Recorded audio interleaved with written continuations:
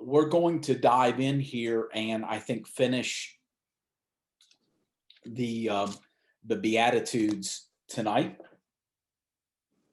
And so, and we don't have a lot to cover to finish it. And um, if we have time at the end, then we'll try to kind of recap this. And if you all have questions or input you'd like to offer, certainly we'll try to leave time to do that.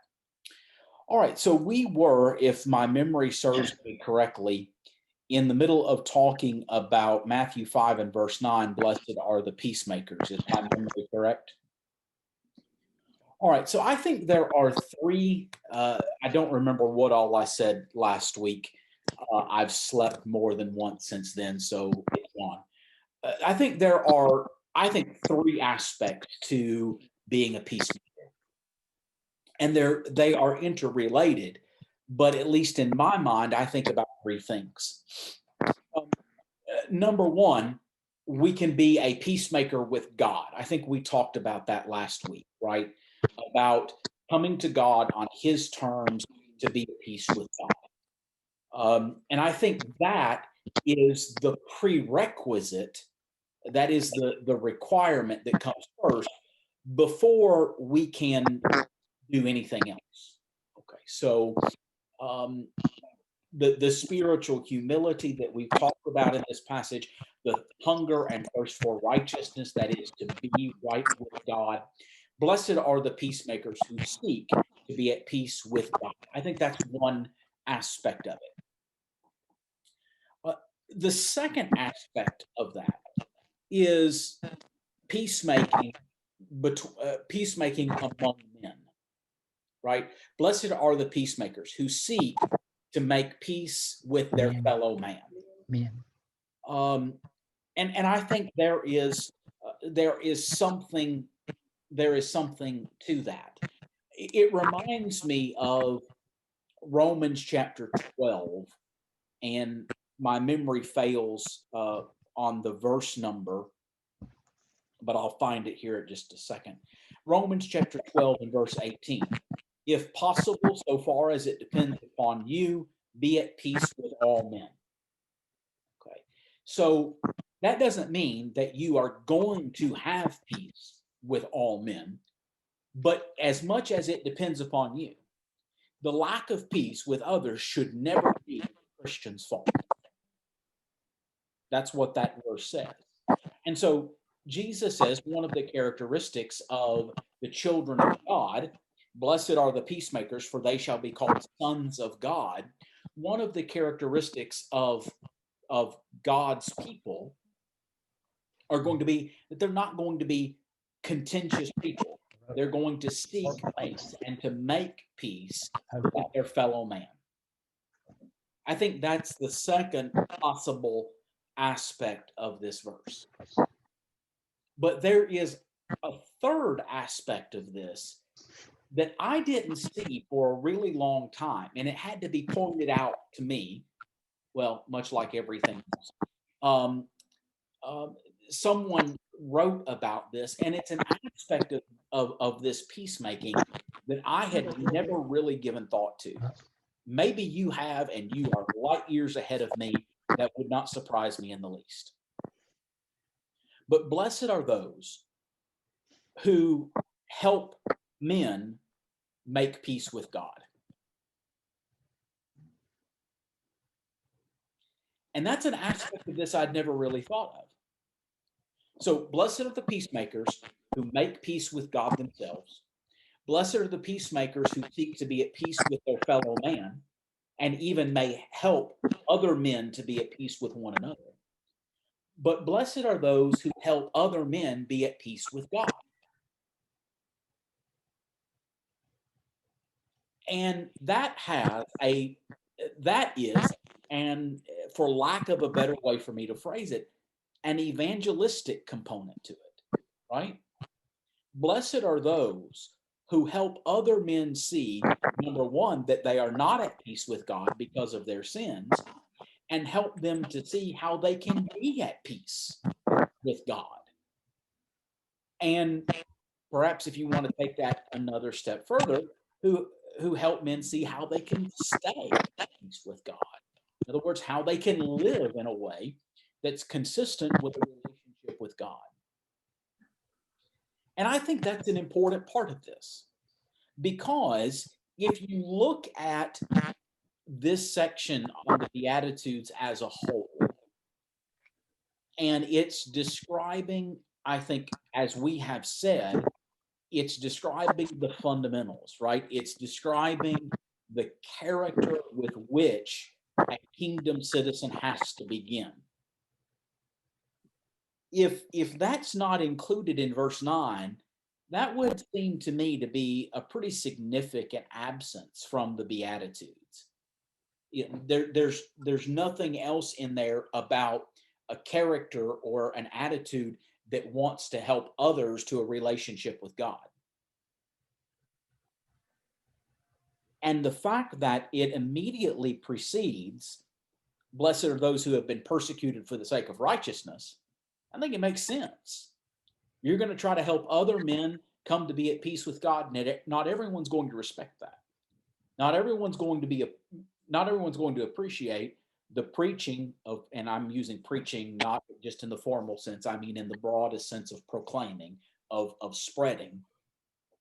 Not everyone's going to appreciate the spreading of the gospel. Persecution to be a result of that. But blessed are the peacemakers who do it anyway. Blessed are those who seek to help others be at peace with God. All right. That's an aspect of this that I, quite frankly, had just never considered. But when it was brought out to me, when I read that, my response was, well, yeah, that makes sense. That's a part of this that I think we need to see. Now, I'm going to pause, and any thoughts, questions, comments about that?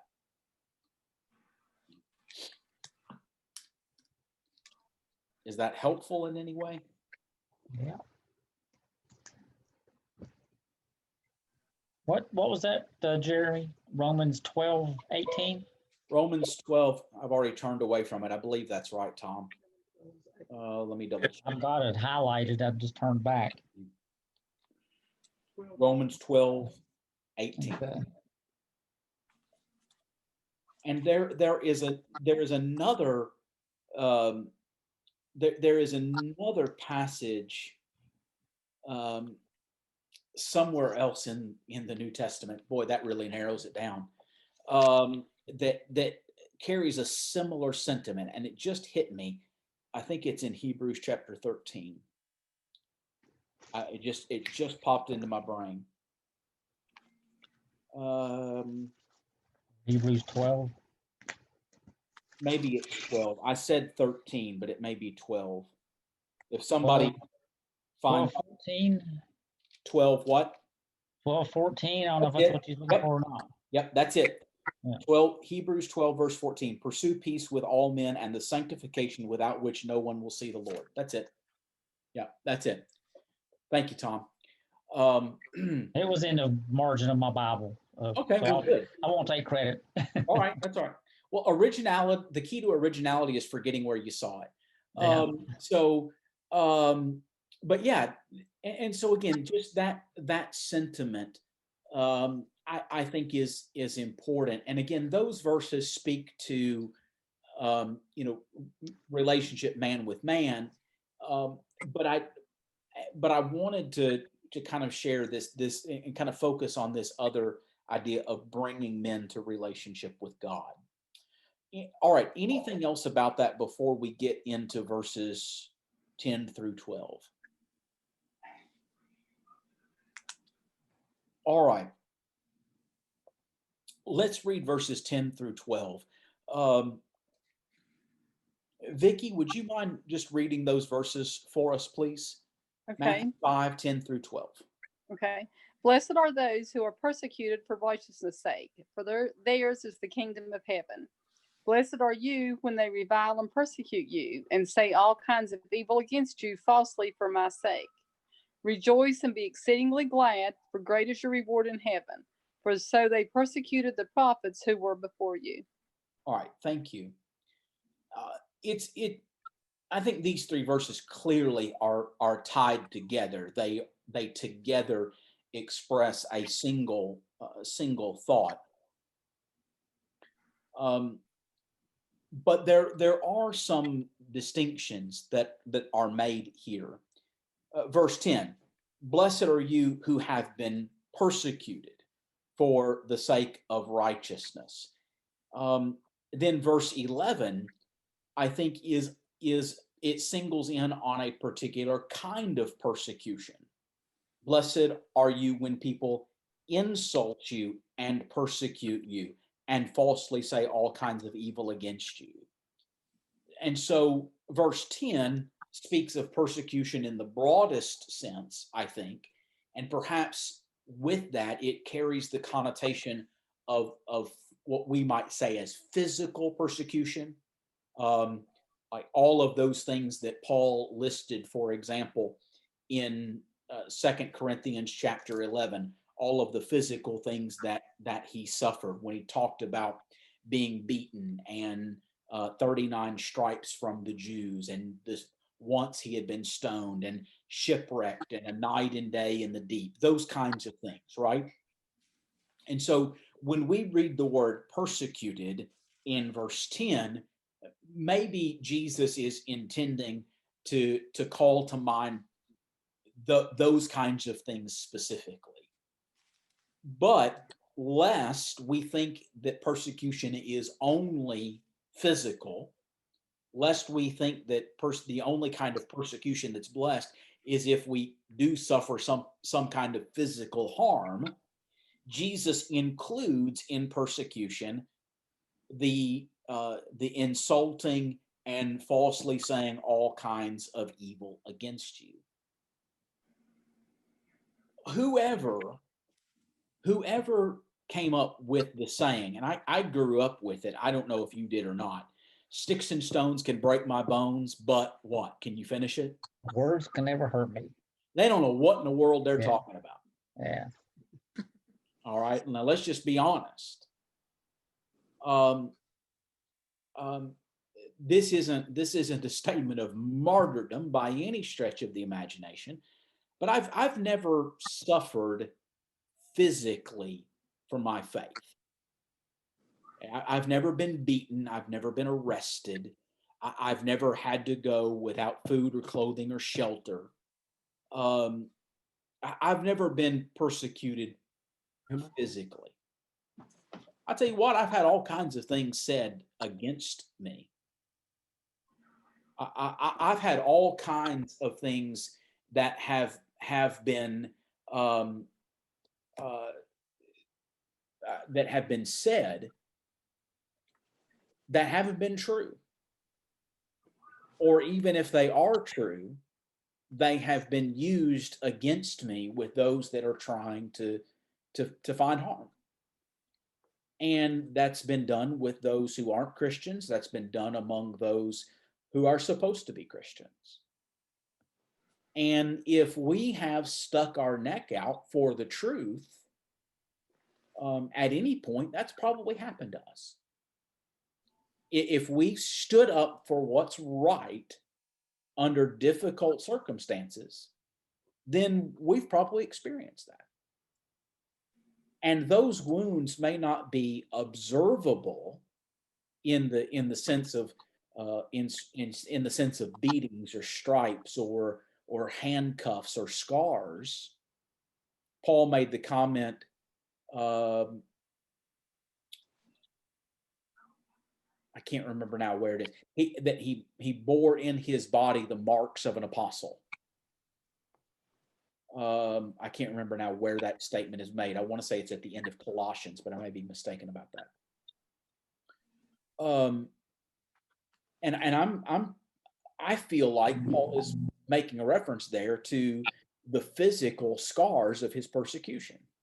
He could show physical witness to his apostleship.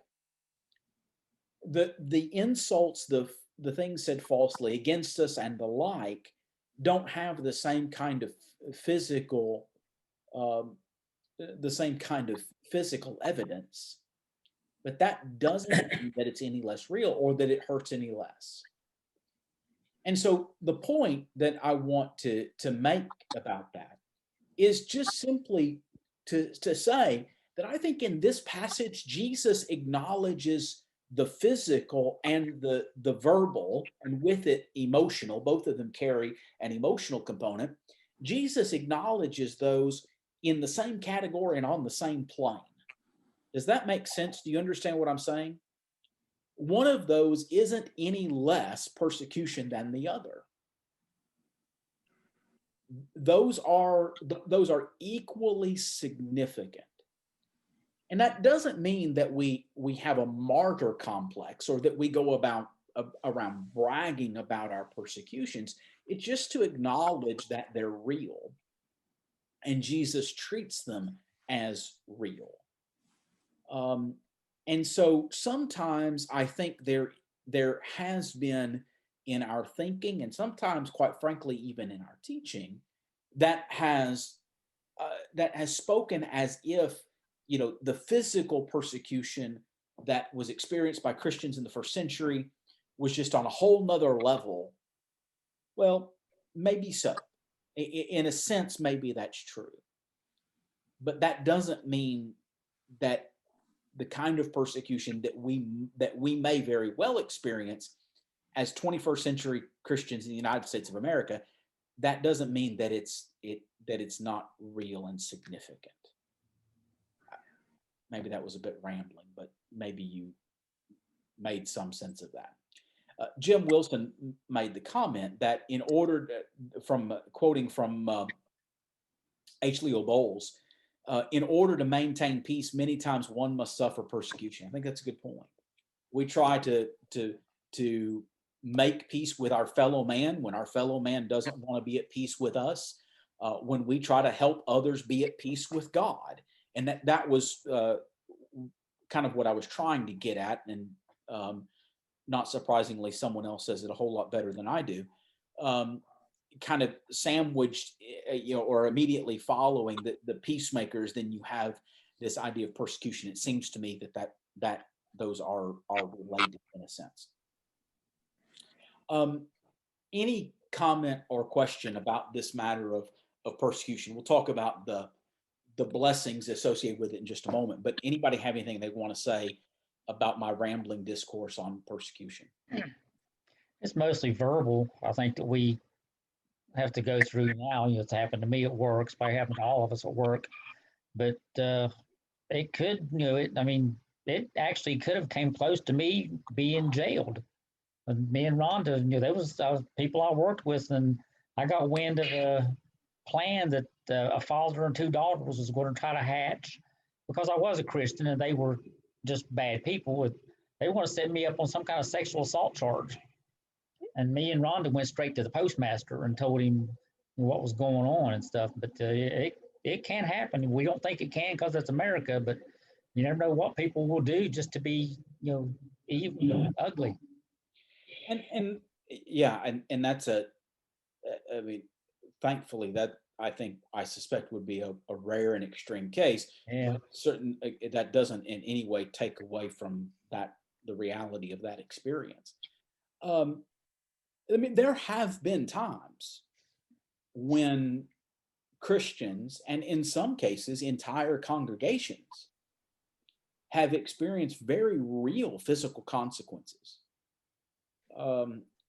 And so I don't want to sound as if that never happens or never can happen, because that's not true. And certainly Christians in other parts of the world, that's a very real threat, because of various circumstances, and certainly most recently regarding COVID. A friend of mine has not been able to travel to Vietnam and the rest of East Asia like he normally would. But I used to get regular reports from his work among Christians in Vietnam, and there are very real physical persecutions that they experience. That's also true in Italy. because Italy is such a dominantly Catholic country.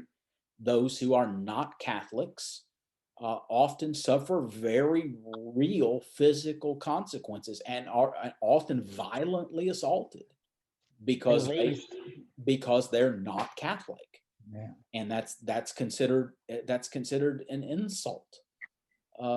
So, but trying to make it real, and where does this hit for us? Obviously, Tom's illustration, it's a very real experience for him.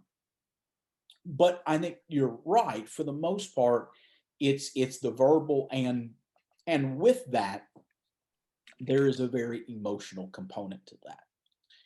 I always try to remember, even when you mentioned Romans 12, I have in my Bible, I have the word workplace wrote right there. But we got to remember, it can get, people can be ugly. But what happened to Christ and the apostles? We'll hopefully, we'll never see that. They went through a lot. Sure, and that's true. But again, I don't want us to minimize and ignore the kind of persecution that we do receive. Oh, yeah. And in fact, to say, all right, if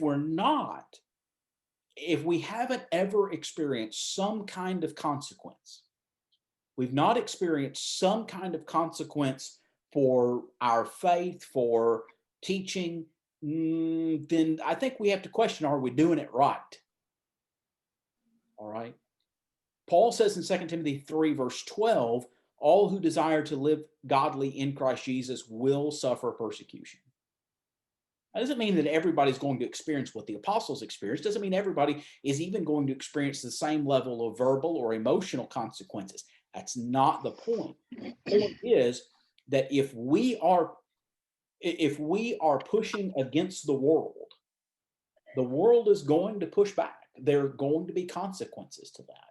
And I think we have to, I think we have to use that as something of a barometer. It's not the only one, but I do think it is a fair question to ask. All right, well, let's talk about the rest of these verses, because Jesus attaches blessing to this. Theirs is the kingdom of heaven. Those who've been persecuted for righteousness' sake, theirs is the kingdom of heaven. This is just as much a part of the character and behavior of a kingdom citizen as verses 3 through 9. And I sometimes I think there is a tendency to draw a line. The Beatitudes are verses 3 through 9, and then Jesus switches gears, verse 10. No, it's the same formula. He's not switching gears.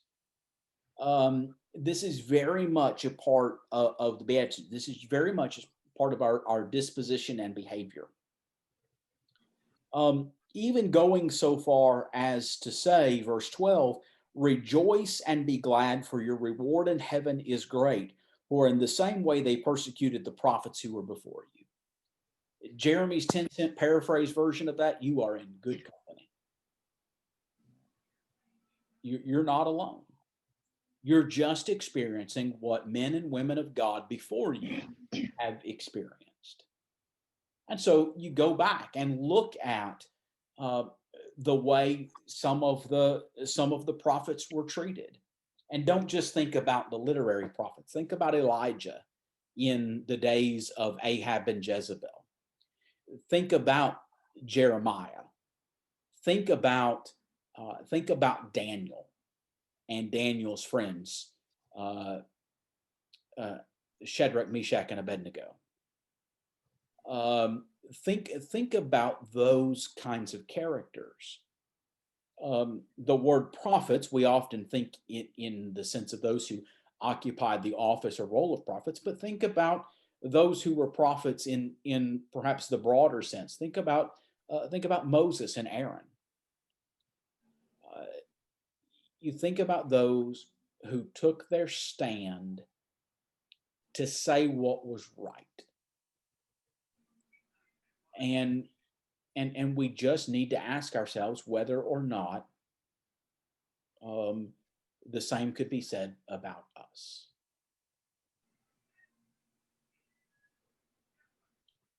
Okay. Any other questions, comments, observations, complaints, or criticisms about that section? Yeah, you started off talking about sticks and stones and break my bones and names that never hurt me. And when that was ever said, when I remember as a kid, that was always a person's response to telling the other person, what you say isn't going to affect me. You know, we wear our feelings on our shoulders so many times. The least things said, then we get all upset and worked up and get hurt. Yeah, there's an old proverb or old saying, an insult's not an insult unless you accept it. You know, the whole idea is they're saying these things against you falsely. Yeah, God knows what's right. He knows what you're standing for. Are you worried about pleasing the other people, or are you worried about pleasing God? Like you're already alluding to. And I think that's because, like, say, the persecution may come, and you get the persecution, then people may be talking about you afterwards, or their verse might be true. They might say false things to bring about persecution. Either way, whether it's from the verbal or if it's a truly physical detriment, hardship, either way, like say, God knows he has a reward. He knows. This is not just about, getting our feelings hurt or Exactly. being upset because somebody's told us what's right. This is being, as verse 10 says, persecuted for the sake of righteousness, for the sake of doing what's right. You've done what's right, and there's consequences to that. You've done what's right, but people have insulted you, persecuted, and falsely said and called your good evil. There is pain that's associated with that. That hurts when you're trying to do what's right, and you experience negative consequences of that. That is a difficult thing. Now, it affects people differently. Not everyone is going to react the same way. But yes, this isn't, hey, I was in sin and somebody rebuked me for my sin and I didn't like that. No, that's not what we're talking about. We're talking about you're doing what's right. You're taking your stand on the side of the Lord, and you're still suffering for it. And That's why I said, go ahead and rejoice and be exceedingly glad, because God knows what you're doing. That's right. He has a reward for you. Remember that when those kind of things happen. In light of our discussion about the prophets, Jim messaged from a quotation taken from Hebrews chapter 12 and verse 1 regarding the great cloud of witnesses surrounding us. And that is one of my favorite word pictures in the Bible. The idea that we are running a race, we are competing in an arena, and we have this great cloud of witnesses surrounding us, this mass of those who have gone before us and have experienced it all, and they are there to encourage us to faithfulness. And I think that's very similar in sentiment to what Jesus is saying in Matthew 5 and verse 12. I want to expound upon this, though technically verses 13 through 16 about salt and light are technically not in the form of beatitudes. They have been called by some the similitudes, and what they mean by that is they're teaching by comparison. In other words, they're not just prescribing a quality, characteristic, attitude, or behavior, but they are drawing a parallel and saying you need to be similar to. That's where similitude comes from. But we're familiar. The salt of the earth and the light of the world. My question is, in context, how does that happen?